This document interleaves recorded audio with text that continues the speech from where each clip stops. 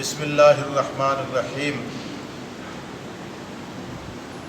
للہ ما فی السماوات وما فی الارض وَإِن تُبْدُوا مَا فِي أَنفُسِكُمْ أَوْ تُخْفُوهُ يُحَاسِبْكُم بِهِ اللَّهُ فَيَغْفِرُ لِمَن يَشَاءُ وَيُعَذِّبُ مَن يَشَاءُ وَاللَّهُ عَلَى كُلِّ شَيْءٍ قَدِيرٌ آمَنَ الرَّسُولُ بِمَا أُنزِلَ إِلَيْهِ مِن رَّبِّهِ وَالْمُؤْمِنُونَ كُلٌّ آمَنَ بِاللَّهِ وَمَلَائِكَتِهِ وَكُتُبِهِ وَرُسُلِهِ لَا نُفَرِّقُ بَيْنَ أَحَدٍ مِّن رُّسُلِهِ وقالوا سمعنا وأطعنا غفرانك ربنا وإليك المصير لا يكلف الله نفسا إلا وسعها لها ما كسبت وعليها ما اكتسبت ربنا لا تؤاخذنا إن نسينا أو أخطأنا ربنا ولا تحمل علينا إصرا كما حملته على الذين من قبلنا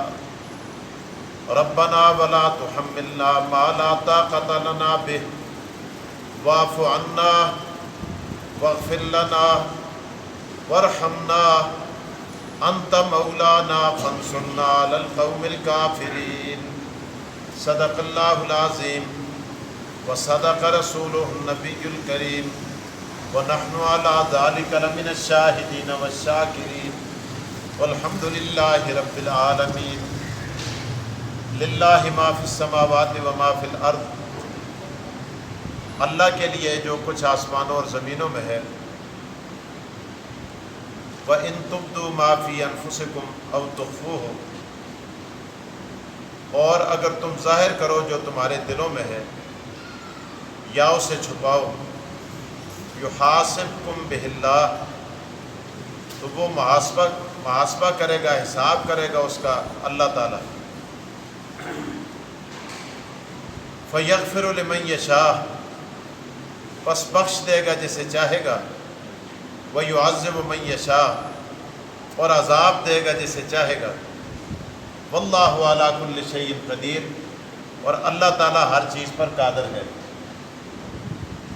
آمن الرسول بما انزل الیہ من ربہ والمؤمنون ایمان لائے رسول اس چیز پر جو نازل کی گئی اس کی طرف، اس کے رب کی طرف سے، اور ایمان والے بھی کل آمن باللہ وملائکتہ وکتبہ ورسلہ سب ایمان لائے اللہ پر، اس کے فرشتوں پر، اس کی کتابوں پر، اس کے رسولوں پر لا نفرق بین احد من رسلہ ہم فرق نہیں کرتے بین احد من رسلہ اس کے رسولوں میں سے کسی ایک کے درمیان وقالوا سمعنا اور کہا انہوں نے ہم نے سن لیا واطعنا اور ہم نے مان لیا غفرانک تو ہی بخشش کرنے والا ہے ربنا اے ہمارے رب والیک المصیر اور تیری طرف لوٹ کر جانا ہے لا یکلف اللہ نفسا الا وسعها اللہ تکلیف نہیں دیتا کسی جان کو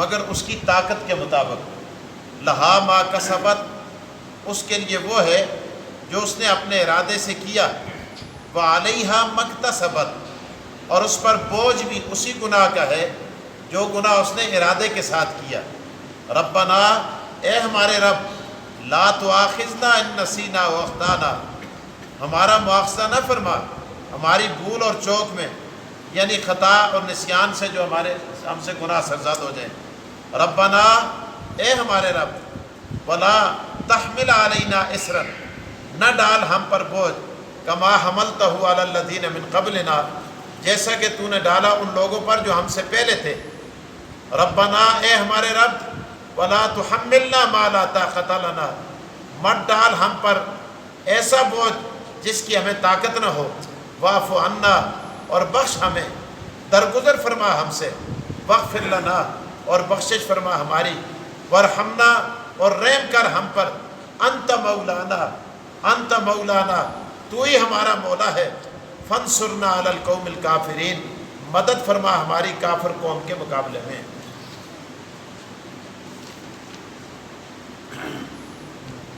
سورہ بقرہ کی آخری آیات کا ترجمہ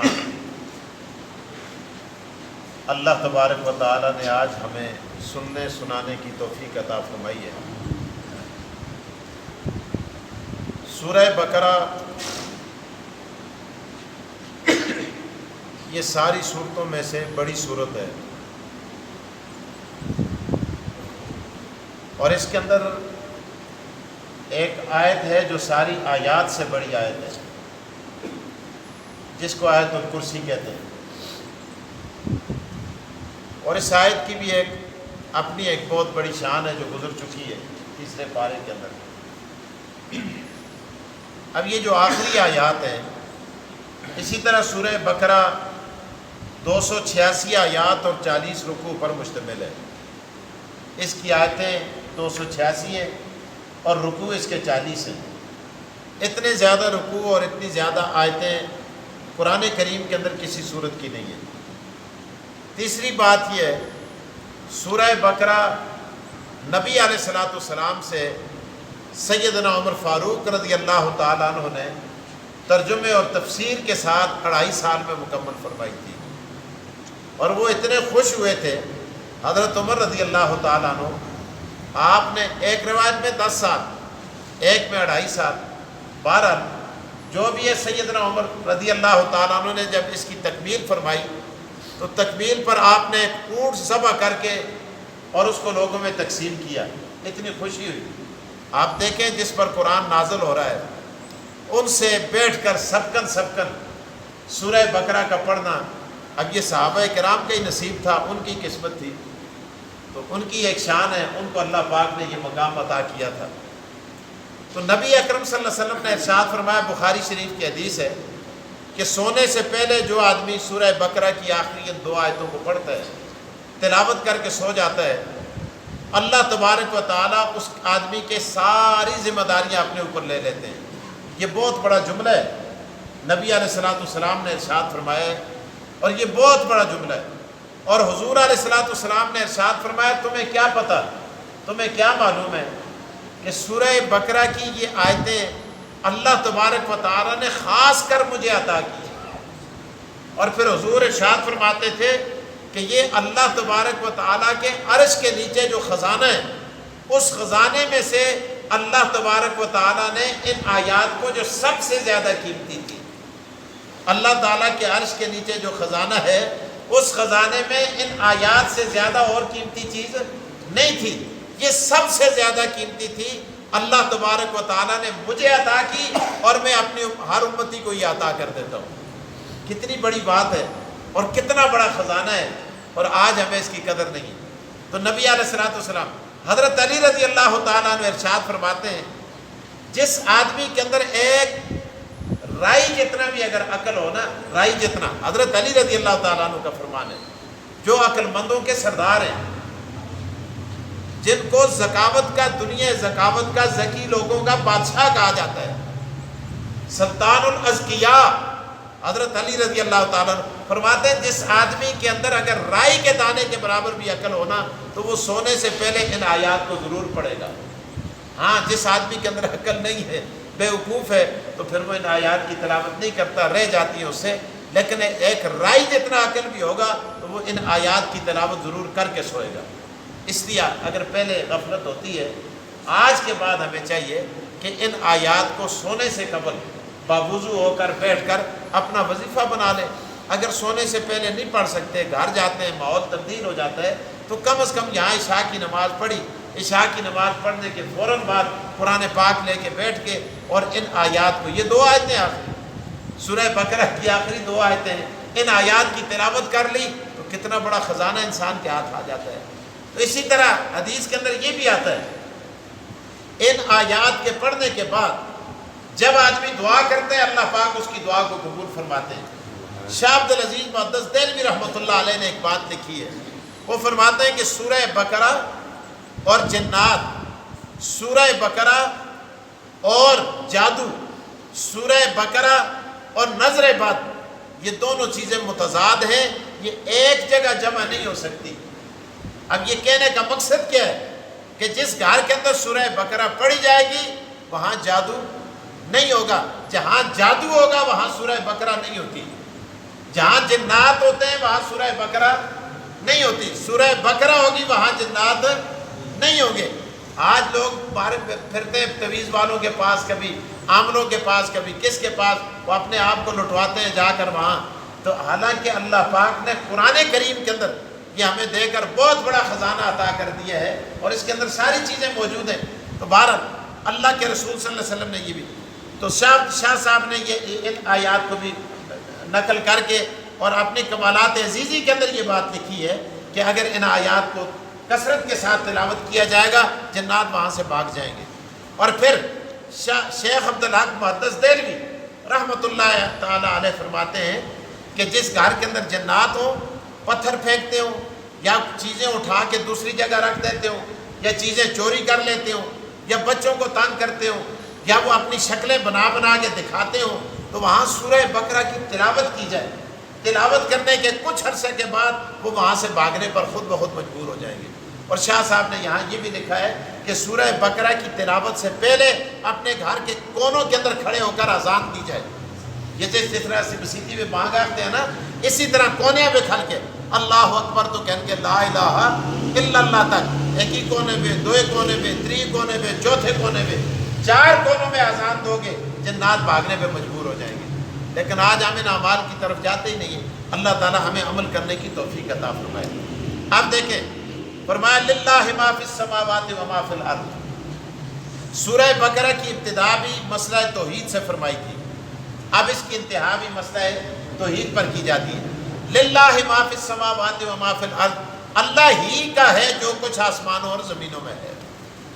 آسمانوں زمینوں کے اندر جو کچھ بھی ہے وہ کس کا ہے؟ اللہ کا، اس کا مالک اللہ ہے. ان تبدوا ما فی انفسکم او تخفوہ یحاسبکم بہ اللہ. اگر جو کچھ تم چھپاتے ہو یا ظاہر کرتے ہو، اللہ تعالیٰ اس کا حساب تم سے ضرور لے گا. اب چھپانے والی کیا چیزیں؟ اعمال 2 طرح کے ہوتے ہیں، ایک ظاہری اعمال ہوتے ہیں، ایک باطنی اعمال ہوتے ہیں. ظاہری عمل کیا ہے؟ آدمی نماز پڑھتا ہے، یہ دکھانے والا عمل ہے نا، نظر آتا ہے. روزہ رکھتا ہے، نظر آتا ہے. حج کرتا ہے، نظر آتا ہے. صدقہ کرتا ہے، نظر آتا ہے. تو بعض اعمال وہ ہیں جو نظر نہیں آتے، جو اندر ہوتے ہیں. مثلا انسان کے اندر ایک خیرخواہی کا جذبہ ہے، اپنے بھائی کے ساتھ ہمدردی کا جذبہ ہے، یہ جذبات انسان کے اندر ہے. توکل ہے، اسی طرح اور بہت ساری چیزیں، صبر ہے، شکر ہے. یہ چیزیں نظر نہیں آتی. صبر نظر نہیں آتا، شکر نظر نہیں آتا. اللہ فرماتے ہیں جو اخلاق رذیلہ ظاہری ہیں یا باطنی ہیں، یا اسی طرح جو اوصاف حمیدہ اچھے اوصاف ظاہری ہیں یا باطنی ہیں، اللہ ان اوصاف کو بندوں کو پتہ نہیں لیکن خدا جانتا ہے اور اس کا حساب ہوگا. آگے اللہ فرماتے ہیں فَيَغْفِرُ لِمَنْ يَشَاءُ، بخش دے گا جسے چاہے گا، وَيُعَذِّبُ مَنْ يَشَاءُ، اور عذاب دے گا جسے چاہے گا. اب یہاں سوچنے کی بات یہ، اللہ تعالیٰ نے بخشش کا ذکر پہلے کیا ہے، عذاب کا ذکر بعد میں کیا ہے. یعنی اللہ کی صفت، تمام صفتوں میں سے اللہ کی جو بخشنے کی صفت ہے، یہ ساری صفتوں پر بھاری اور غالب صفت ہے. جس طرح ایک آدمی کے اندر صفت ہوتی ہے نا، اور جی فلانے کو غصہ مچاندہ ہے. اب یہ غصہ یہ بھی ایک اس کی خصلت ہے. ایک آدمی کے اندر صبر کی خصلت ہے. تو اللہ تبارک و تعالیٰ کی بھی جو اوصاف ہے نا، ان اوصاف میں جو غلبے والی صفت ہے وہ کیا ہے؟ بخشش کی صفت ہے، بخش دینا. تو اللہ نے پہلے اس صفت کا ذکر کیا فَيَغْفِرُ لِمَنْ يَشَاءُ وَيُعَذِّبُ مَنْ يَشَاءُ.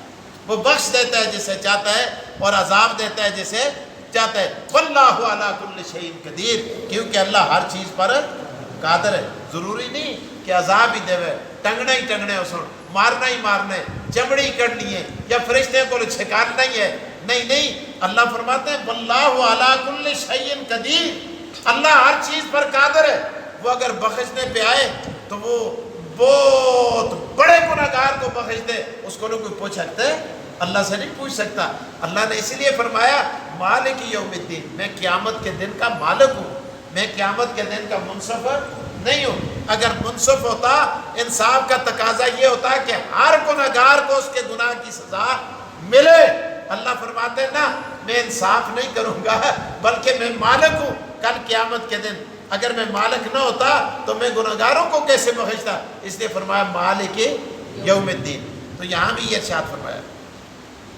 تو بہرحال او تخفوا واللہ علی کل شیء قدیر. آگے فرمایا آمن الرسول بما انزل الیہ من ربہ، ایمان لائے رسول اس چیز پر جو نازل کی گئی اس کی طرف، یعنی قرآن کریم. من ربی والمؤمنون، اور ایمان والے بھی ایمان لائے. کل آمن باللہ، سب کے سب ایمان لائے اللہ پر، اس کے فرشتوں پر، اس کی کتابوں پر، اس کے رسولوں پر. تو ایمانیات کتنی چیزیں ہوئی؟ 4 چیزیں. پہلی چیز ایمان باللہ، اللہ پر ایمان. اللہ قادر ہے، اللہ خالق ہے، اللہ مالک ہے، اللہ رازق ہے، اللہ حاجت روا ہے، اللہ مشکل کشا ہے. اللہ کرنا چاہے کوئی روک نہیں سکتا. اللہ کسی کو بےعزت کرنا چاہے کوئی عزت نہیں دے سکتا. اللہ عزت دینا چاہے کوئی بےعزت نہیں کر سکتا. پیڑی چھوٹی دا زور نہ ہوئے. حضور علیہ السلام فرماتے ہیں اللہم لا مانع لما آتے، او خدایا جس کو تو دینا چاہے کوئی روک نہیں سکتا. ولا موتی لما منعتا، جس کو تو نہ دینا چاہے کوئی دے نہیں سکتا. اس لیے فرمایا کل پہلی بات آمن الرسول بما انزل الیہ من ربہ، کل آمن باللہ، سب ایمان لائے اللہ پر، وملائکتہ، اور اس کے فرشتوں پر. مشرکین فرشتوں کے بارے میں عجیب قسم کے، کبھی کہتے تھے خدا کی بیٹیاں ہیں، کبھی کیا کبھی کیا کبھی کیا. تو بہرحال ہمارا فرشتوں کے بارے میں یہ ایمان ہونا چاہیے ان پر کہ فرشتے ہیں اور اللہ کی مخلوق ہیں، گناہوں سے پاک ہیں، خواہشات سے پاک ہیں، وہ پر حق مخلوق ہے. یہ ہمارا کیا ہے؟ ایمان ہے. اچھا، وملائکتی وکتبی، اور ساری کتابوں پر. اللہ نے جتنے نبیوں پر جتنی کتابیں نازل کی وہ ساری کی ساری پر حق اور سچی تھی، جس طرح اللہ نے ان کو اتارا تھا. بعد میں سابقہ کتابوں قرآن کے علاوہ باقیوں کے اندر ترمیم ہوئی، لیکن جب وہ اتری تھی تو وہ ٹھیک تھی. آگے فرمایا وہ رسولی، سارے رسول ٹھیک ہے. لا نفرق بین احد من رسولی، ہم تفریق نہیں کرتے رسولوں میں سے کسی کے درمیان. وقالوا سمعنا، اور انہوں نے کہا سارے رسول پر آکے. اور آخری نبی محمد رسول اللہ صلی اللہ علیہ وسلم سارے نبیوں کے امام ہیں. اللہ پاک نے سب سے بڑا درجہ ان کو عطا کیا. آگے فرمایا وقالوا سمعنا، اور کہا انہوں نے ہم نے سن لیا، وَأَطَعْنَا، اور ہم نے مان لیا. غفرانک ربنا، اے اللہ ہم تجھ سے بخشش مانگتے ہیں. اگے خدا دعا دا طریقہ دست ہے، اللہ تعالیٰ طریقہ بتلا رہے ہیں. وَإِلَيْكَ الْمَصِيرُ، اور تیری طرف لوٹنا ہے. لا يُكَلِّفُ اللَّهُ نَفْسًا إِلَّا وُسْعَهَا، اللہ تکلیف نہیں دیتا، مکلف نہیں بناتا کسی نفس کو مگر اس کی طاقت کے مطابق. طاقت سے زیادہ اللہ کسی پر کوئی بوجھ نہیں ہوتا. اسی ایک ہی مہینے دے روزے رکھتے ہیں تو خدا آتا ہے تسی راکھی ایک ہی دے رکھتے ایسے ہو، کدے دو دے رکھا نہیں ہے تو تساں بے سا نہ آسا، تساں بے تاڑی نہ آسی. جی ذرا غیر پارلیمانی لفظ بھی نکل جاتے ہیں تو بہرحال مجھے معاف فرمائیں. تو فرمایا غفرانک، اللہ فرماتے ہیں ہم نے ہر بندے کو اسی عمل کا مکلف بنایا جتنا وہ کر سکتا تھا. 50 نمازیں ہم پڑھ سکتے تھے، اسا بے سا آسا، اسا بے جرت آسی، اسا بے تاڑا سی، ہم نہیں پڑھ سکتے تھے. یہ بھی اللہ کی حکمت تھی. حضور آئے پھر گئے، پھر آئے پھر گئے، پھر آئے پھر گئے. فرمایا ٹھیک ہے پڑھیں گے آپ 5، لیکن تمہیں ثواب کس کا ملے گا؟ 50 کا ملے گا، کیونکہ آپ 50 پنجا کو زیادہ تسی پڑھ ہی نہ ہکتے، تساں بے سا ہی نہیں. خدا تے اتنا ہی سا آسا اتنی ہی میں تساں تے تم پر میں نے فرض فرمائی. اچھا وسع لہا ما کسبت، اس کے لیے وہ ہے جو اس نے عمل اپنے ارادے سے کیا. جو نیکی ارادے سے کی، نیت اچھی تھی، مسجد میں پیسے دیے، مدرسے میں پیسے دیے، یتیم کی مدد کی، بیوہ کی مدد کی، نیت اچھی تھی. اللہ فرماتے ہیں میں نیت کے مطابق اس کو اجر عطا کروں گا. آگے فرمایا وَعَلَيْهَا مَكْتَسَبَتْ، گناہ کی بھی اسی گناہ کی سزا ملے گی جو ارادے اور نیت کے ساتھ کرے گا. ارادہ اور نیت گناہ کا نہیں تھا، ویسے اگر ہو گیا ہے اللہ فرماتے ہیں میں اسے معاف کر دوں گا. آگے فرمایا وَعَلَيْهَا مَكْتَسَبَتْ رَبَّنَا، اے ہمارے رب، لَا تُؤَاخِذْنَا إِن نَّسِينَا وَأَخْطَأْنَا، اے اللہ ہمارا مواخذہ نہ فرما ہماری بھول اور خطا پر. وَلَا رَبَّنَا وَلَا تَحْمِلْ عَلَيْنَا إِصْرًا، اے اللہ ہم پر نہ ڈال بوجھ کما حملتہ، جیسے تو نے ڈالا علی الذین من قبلنا، ان لوگوں پر جو ہم سے پہلے تھے. انہوں نے کتنے بڑے بڑے بوجھ خدا سن پائے، ان دی توبہ قبول نہ ہوندی اسی. آج تیسی وضو کر کے کپڑے لا کے خوشبو لا کے او سونے مزدار ہو کے کونے میں بیٹھ کے آتے ہیں رو کے سجدے میں پے کے کوئی بھی نہیں دیکھتا نہ آگے نہ پیچھے، اے اللہ میں زنا کیتے اللہ تو کو معاف کر کن، اے اللہ میں فلانا کم کیتے خدایا معاف کر کن، اے اللہ شرک کیتے خدایا معاف کر کن، بدعت کیتی ہے اللہ معاف کر کن، میں فلانا گناہ کر رہے ہیں ربا معاف کر کن، خدا تے میں تو کو معاف بھی کر چھڑیا تے دنیا نہ گناہ کو نیکیاں بھی بدل چھڑیا۔ اللہ اکبر۔ اچھا پہلے کیا ہوتا تھا؟ پہلے ماتھے پہ لکھا جاتا تھا، دروازے پہ لکھا جاتا تھا ھذا زانی، یہ زناکار کا گھر ہے، یہ زانی جا رہا ہے، یہ چور جا رہا ہے، یہ لٹیرا جا رہا ہے، یہ بدماش جا رہا ہے، اس نے رات کو یہ گناہ کیا ہے، صبح ماتھے پہ لکھا ہوا ہوتا تھا۔ لیکن اللہ نے امت محمدیہ پر اللہ پاک نے پردہ ڈال کر ان کے گناہوں کو چھپا دیا اور فرمایا چھپ کر تنہائی کے اندر بستر میں توبہ کرو گے میرا پھر بھی قبول کروں گا۔ دیکھو بنی اسرائیلیوں سے گناہ ہوا، اللہ پاک نے فرمایا فَقْتُلُوا أَنفُسَكُمْ، آپا کو مارو، اپنے آپ کو مارو، تو پھر تمہاری توبہ قبول ہوگی، پھر تمہاری توبہ قبول ہوگی۔ یہودیاں سن، پھر انہوں نے یہ کیا فَقْتُلُوا أَنفُسَكُمْ۔ تو اللہ پاک نے فرمایا یہاں وَلَا تُحَمِّلْنَا مَا لَا طَاقَةَ لَنَا وَلَا تُحَمِّلْنَا، اے اللہ ہم پر بوجھ نہ ڈال مَا لَا طَاقَةَ لَنَا، جس کی طاقت ہمیں نہیں ہے، اتنا بوجھ نہ لادا سدے جڑا سی چاہ نہ اکتے۔ آگے فرمایا اللہ واعف عنا، اللہ ہمارے گناہوں سے کو درگزر فرما، اللہ وغفر لنا، کہ جا خدا ہے جی، کہ جا رب ایسا اللہ سے پھر بھی شکر ادا نہ کر دے۔ اور رب آپ جملے دست ہے، آپ رب بتا رہا ہے کہ مجھ سے دعا کیسے کیا کرو، کس طرح مجھ سے مانگا کرو، کتنا کریم ہے کتنا رحیم ہے۔ اللہ اکبر۔ فرمایا واعف عنا، اے اللہ ہم سے درگزر فرما، واغفر لنا ہماری بخشش فرما، ورحمنا ہم پر رحم فرما، انت مولانا، اے اللہ تو ہی ہمارا حمایتی ہے، تو ہی ہمارا مولا ہے، تو ہی ہمارا کارساز ہے، تو ہی دستگیر ہے، فانصرنا تو ہی ہماری مدد فرما علی القوم الکافرین، کافر قوم کے مقابلے میں۔ اللہ مجھے اور آپ کو عمل کی توفیق عطا فرمائے، اللہ ان آیات کو میری اور آپ کی بخشش کا ذریعہ بنائے، قرآن کریم کے درس کو اللہ تعالیٰ جاری و ساری فرمائے۔ صلی اللہ ربنا تقبل منا انک انت السمیع العلیم وتب علینا انک انت التواب الرحیم برحمتک۔